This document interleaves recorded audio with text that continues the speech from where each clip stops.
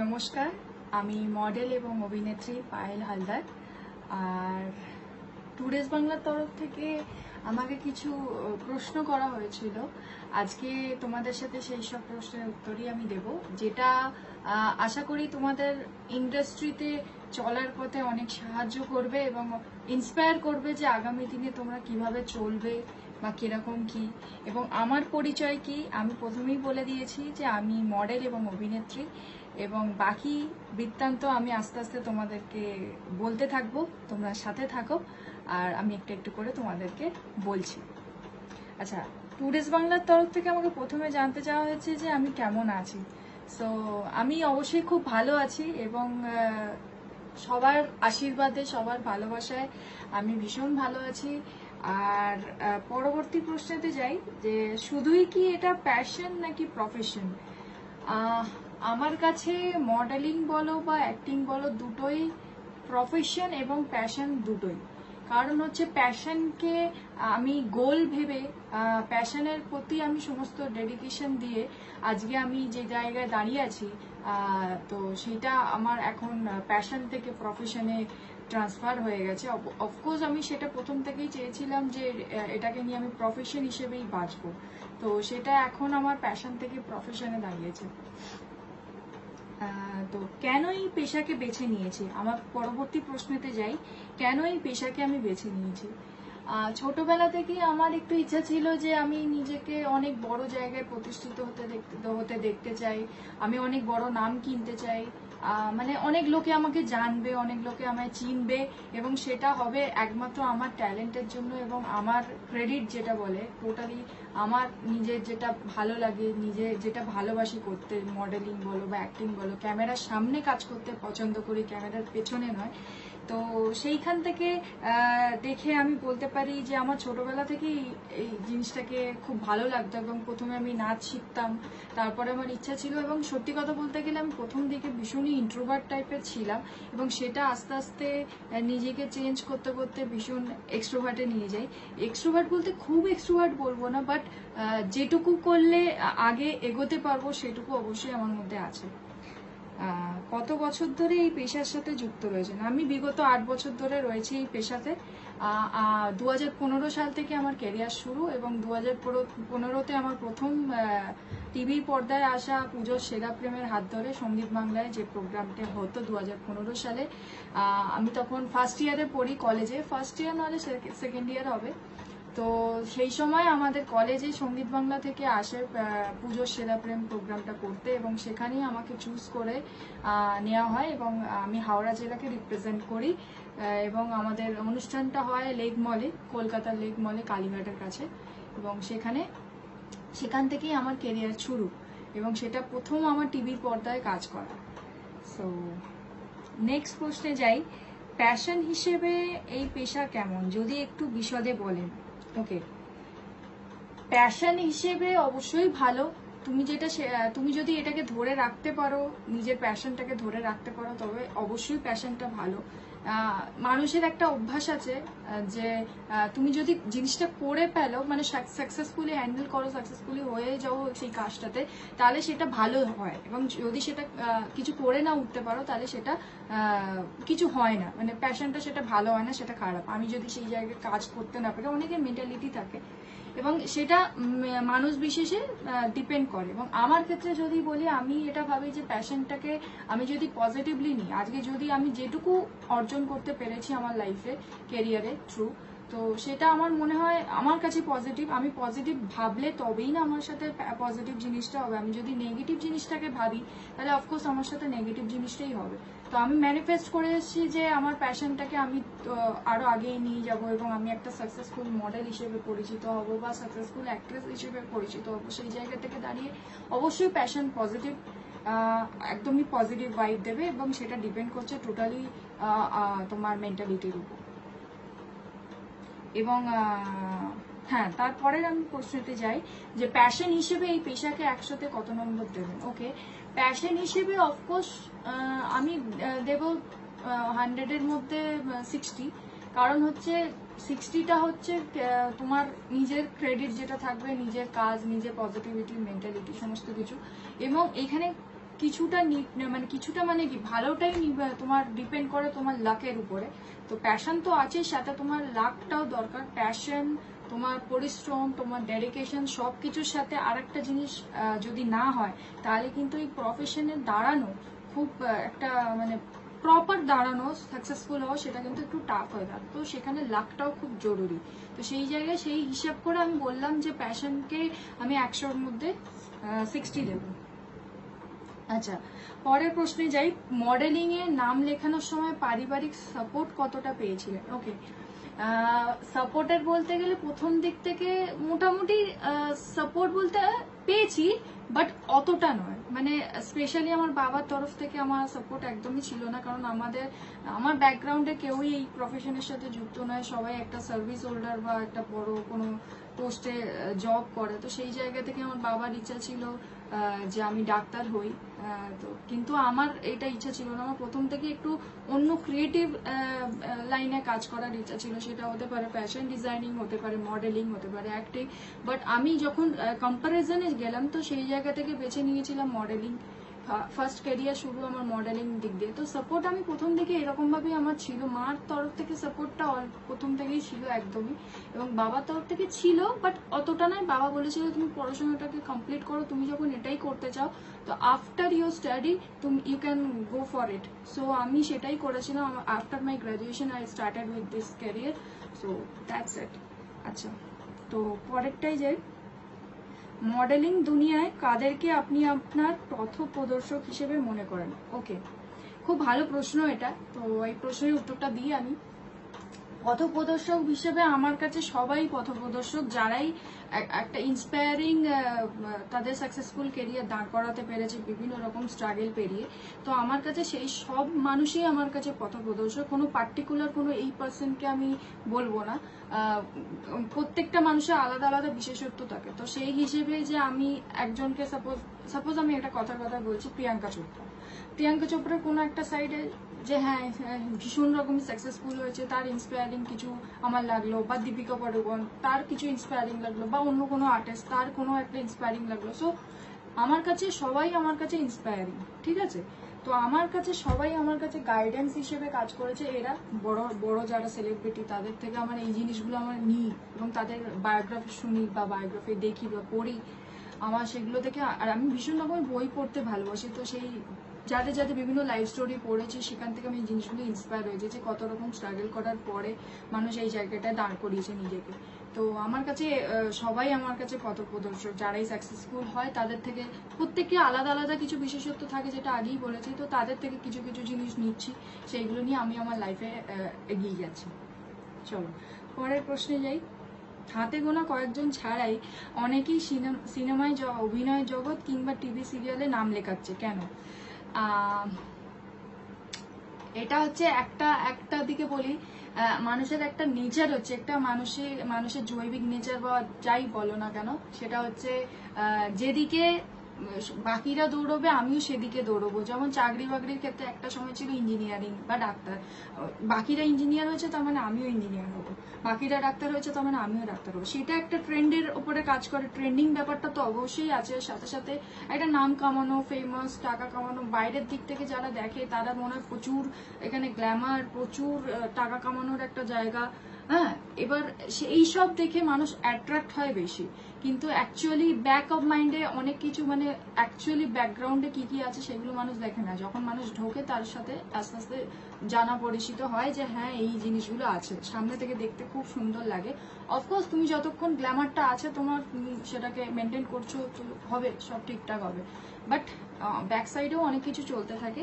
তো আমার মনে হয় সেই অ্যাট্রাকশনটা কাজ করে সমস্ত আর্টিস্টদের ক্ষেত্রে, যে আমাদের নাম পরিচিতি হবে, লোকে আমায় চিনবে, লোকে আমার নাম নিয়ে আমাকে চিনবে। যেমন আমারও ছোটবেলা ছিল যে এতদিন আমার বাবার পরিচিতিতে আমি পরিচিত হয়েছি, এবারে আমার পরিচিতিতে আমার বাবা আমাকে চিনবে। এই জিনিসটা আমার অলওয়েজ, সেরকম বাকিদের হবে।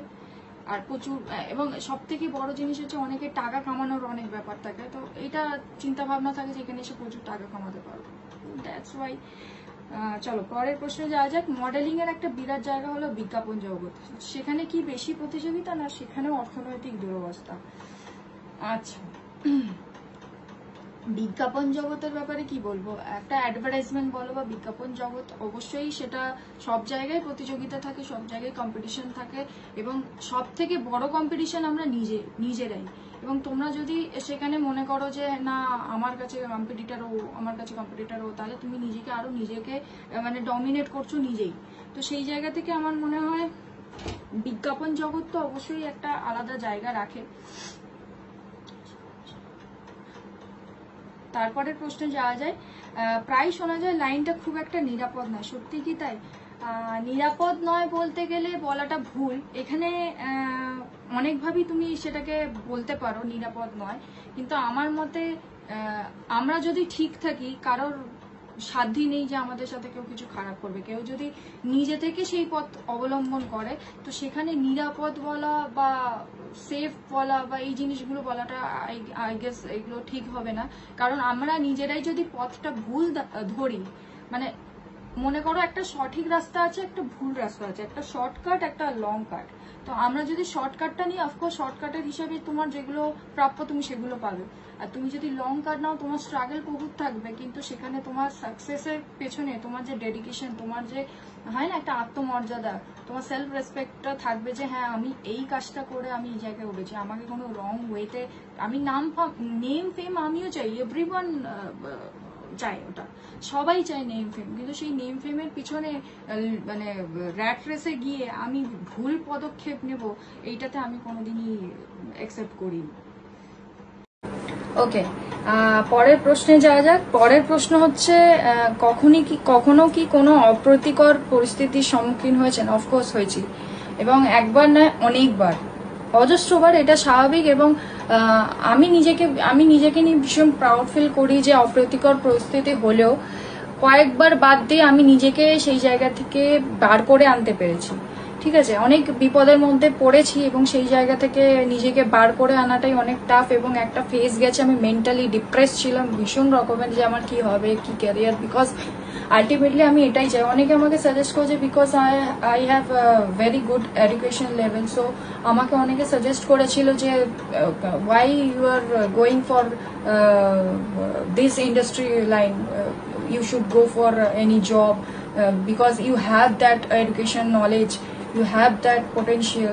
But I'm not interested for this job because আমি অলওয়েজ চেয়েছি আমি নিজেকে এমন একটা জায়গায় নিয়ে যাব, নেম ফেম তো অফকোর্স আছে, এবং সেই জায়গায় মানি একটা ব্যাপার থাকে, টাকা পয়সার ব্যাপার থাকে, এবং মেন্টাল পিস, আমার অলওয়েজ মেন্টাল পিস এসছে ক্যামেরার সামনে। এরকমও হয়েছে আমি বাড়ি থেকে বেরিয়েছি, আমার ভীষণ রকমের মাইন্ডটা খারাপ ছিল, এবং আমি যখনই আমার ক্যামেরার সামনে আমি কাজ করতে গেছি আমি মেন্টালি একদম ফ্রি হয়ে গেছি। তো সেই জায়গা থেকে আমার অনেক রকমের ফেজ এসছে এবং অনেক অপ্রীতিকর কন্ডিশন এসছে, ভীষণই খারাপ, এবং এমন পার্সনের থেকে এসছে ইন্ডাস্ট্রির ভীষণ মানে হয় না নোন ফেস, নাম বলবো না, বাট ইন্ডাস্ট্রি অনেক নোন ফেস আছে যারা আমাকে অ্যাপ্রোচ করেছে, ভীষণ খারাপ অ্যাপ্রোচ করেছে, এবং অনেকবার করার চেষ্টাও করেছে, একটা খারাপ পরিস্থিতির সম্মুখীন এসছে আমার সামনে, একবার নয় বহুবার। বাট সেই জায়গা থেকে আমি নিজেকে বাঁচিয়ে কাটিয়ে আজকে যে জায়গায় পরিস্থিতি দাঁড় করেছি, এবং বহু লোক আমাকে চেনে জানে, এবং that's my pride movement and also for my parents. So yeah, তারপরের প্রশ্নে যাই।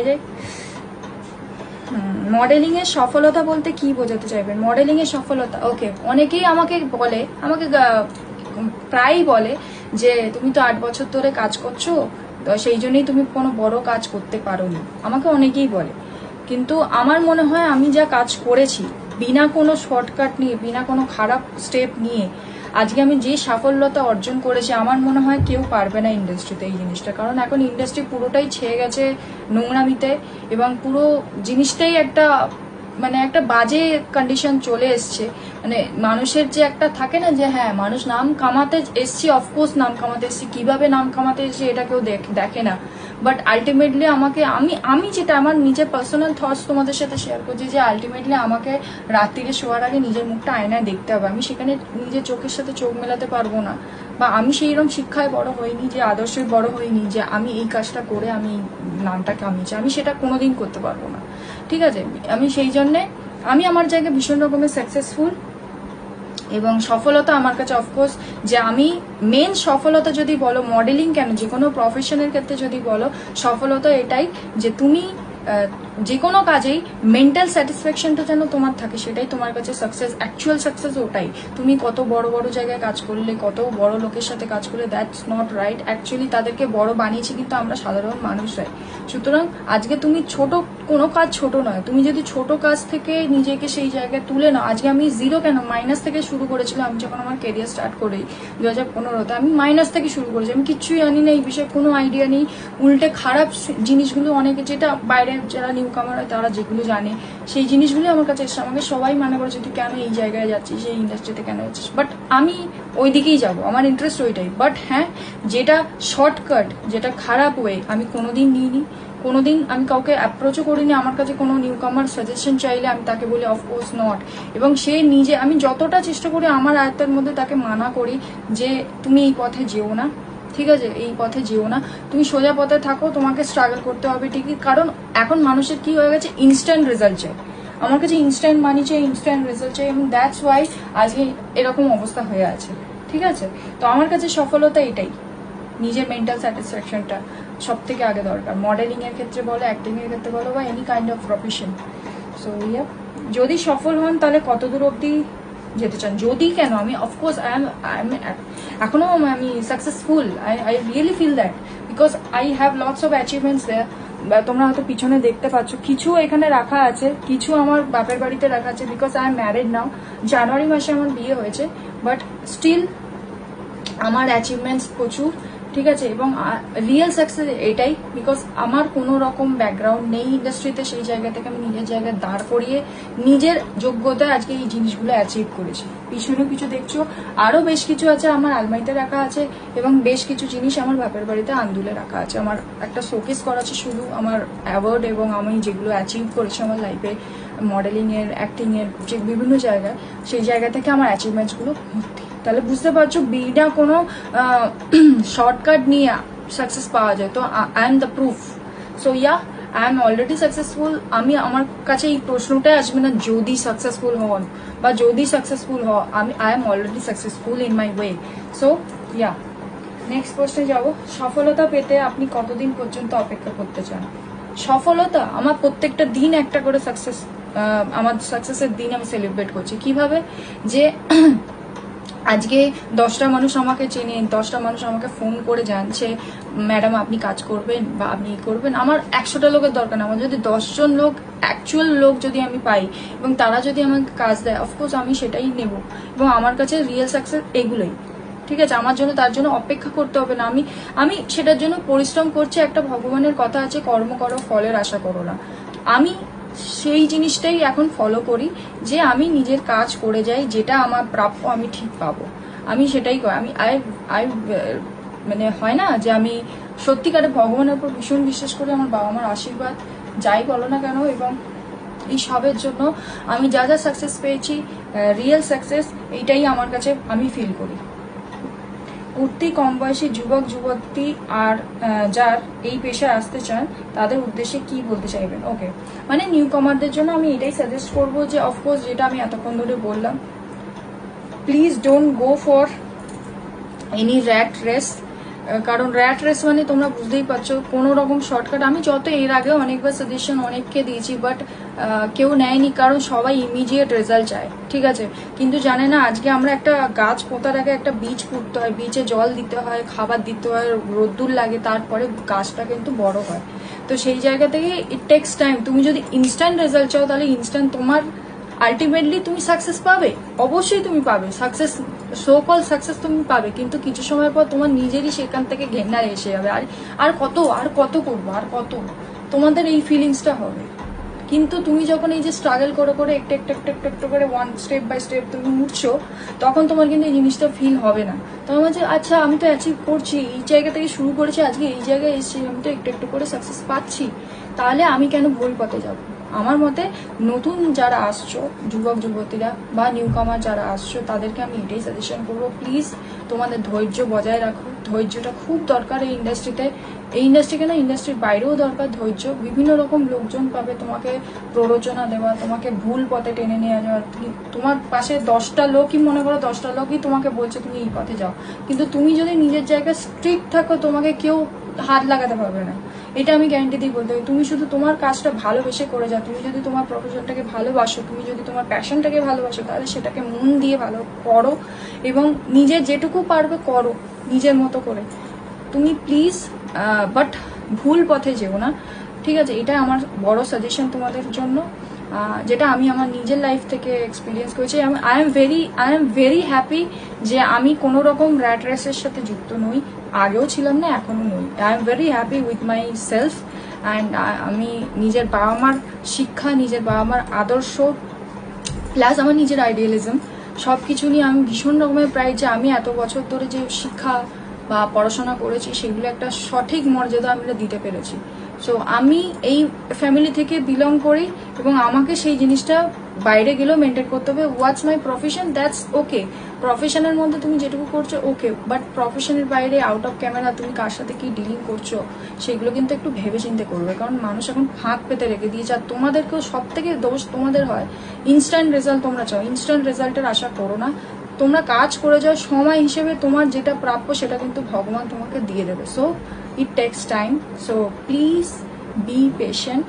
সো তোমাদের যেটা পাওয়ার তোমরা ঠিক পাবে। সো আজকে আমার তরফ থেকে এইটুকুই তোমাদের কাছে বক্তব্য ছিল, যা যা ছিল তোমাদেরকে বলে দিলাম। আশা করি আমার পরিচিতি তোমাদের কিছুটা হলেও তোমাদেরকে মোটিভেট করবে ভবিষ্যতের জীবনে। এবং আমার বিষয়ে আরও কিছু জানতে হলে টুডেজ বাংলার সাথে অবশ্যই যোগাযোগ করো, টুডেজ বাংলার সাথে কন্ট্যাক্টে থেকো, কারণ ওদের সাথে কন্ট্যাক্টে থাকলে তোমরা ভবিষ্যতে প্রচুর প্রচুর প্রচুর প্রচুর কাজ করতে পারবে। ধন্যবাদ।